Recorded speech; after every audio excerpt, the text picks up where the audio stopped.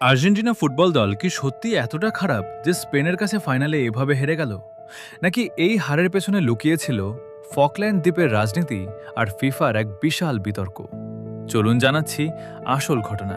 সেমিফাইনালে ইংল্যান্ডকে হারানোর পর আর্জেন্টিনার ড্রেসিং রুমে একটি ব্যানার দেখা যায়, যেখানে লেখা ছিল লাস মালভিনাস সন আর্জেন্টিনাস, অর্থাৎ ফকল্যান্ড দ্বীপ আর্জেন্টিনার। ১৯৮২ সালের ফকল্যান্ড যুদ্ধের এই পুরনো রাজনৈতিক ক্ষোভ ফুটবল মাঠে টেনে আনায় ফিফা আর্জেন্টিনার বিরুদ্ধে তদন্ত শুরু করে। অনেকের মতে এই রাজনৈতিক জনৈতিক চাপ আর বিতর্কের কারণে ফাইনালের আগে আর্জেন্টিনার মানসিক অবস্থা পুরোপুরি ভেঙে পড়েছিল। ফাইনালে স্পেনের থিকিতাকা পাসিং এবং ৬৫% পজিশনের সামনে লিওনেল স্কালোনির দল অতিরিক্ত রক্ষণাত্মক কৌশল বেছে নেয়। পুরো ১২০ মিনিটে আর্জেন্টিনা স্পেনের গোলবারে একটা শটও অন টার্গেট করতে পারেনি। তার ওপর অতিরিক্ত সময়ে এনজো ফার্নান্দেজ লাল কার্ড পাওয়ায় ১০ জনের দলে পরিণত হয় আর্জেন্টিনা।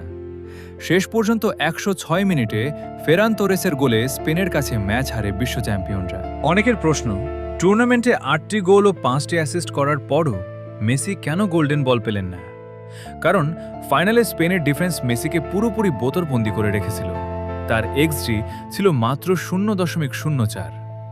অন্যদিকে স্পেনের রদ্রি এবং লামিন ইয়ামাল পুরো টুর্নামেন্ট জুড়ে এবং ফাইনালে যে অবিস্মরণীয় পারফর্ম করেছেন, তাতেই মেসির হাত থেকে গোল্ডেন বল ফসকে যায়। আপনার কি মনে হয় ফকল্যান্ড বিতর্কের কারণেই কি আর্জেন্টিনা বিশ্বকাপ হারল? কমেন্টে আপনার মতামত জানান এবং ভিডিওটি শেয়ার করুন।